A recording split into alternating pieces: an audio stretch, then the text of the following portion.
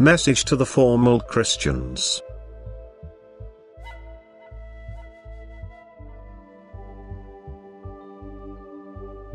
You humans only have one way to achieve maturity of soul on earth. You have to live in love. I repeatedly tell you that you can only become blessed through love.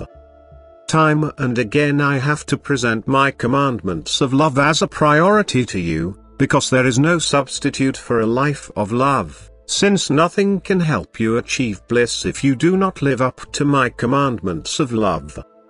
Hence you can do what you like. You can zealously observe the laws decreed by people. You can comply with all regulations which are supposedly necessary. But your spiritual development will not progress one iota if you disregard love.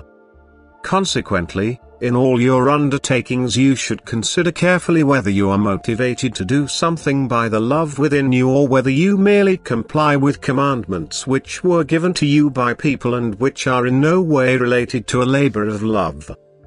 You should always carefully think about the reasons of your thoughts and actions and attach no importance to anything devoid of love. Particularly people who feel denominationally committed apply my commandments of love half-heartedly. They give their sole attention to traditional customs, they fulfill duties which, they are told, are important, but by doing so they do not further the maturity of their soul. And yet they should know that the maturing of their souls is the only reason for living on earth. But I keep emphasizing that a life of love is absolutely necessary to achieve it, that nothing else will substitute unselfish works of love.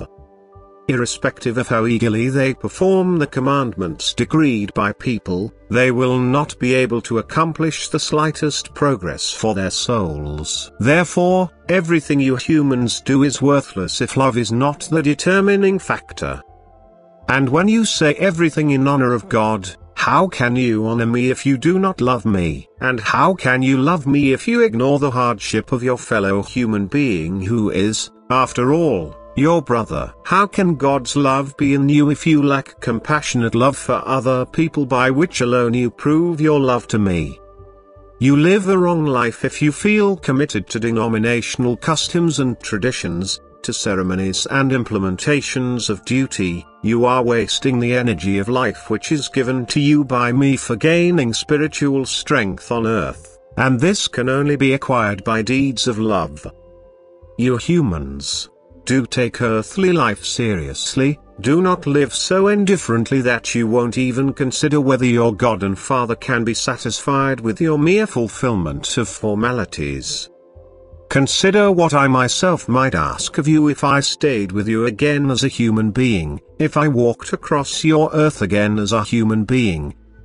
Do you think that I could feel pleased that you humans exist in a dead faith, that you only mechanically perform things which can never be of any value in my eyes? How do you humans imagine your God and Father to be? How can you humans reconcile my wisdom with what you have built, with what you believe to be the Church of Christ?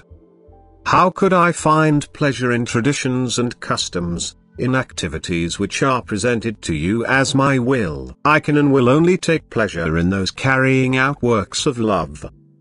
I will only ever acknowledge things that have their basis in love, and souls can only mature fully when the human being transforms himself into love, when he fights the love of self and becomes absorbed in unselfish love for his fellow human being.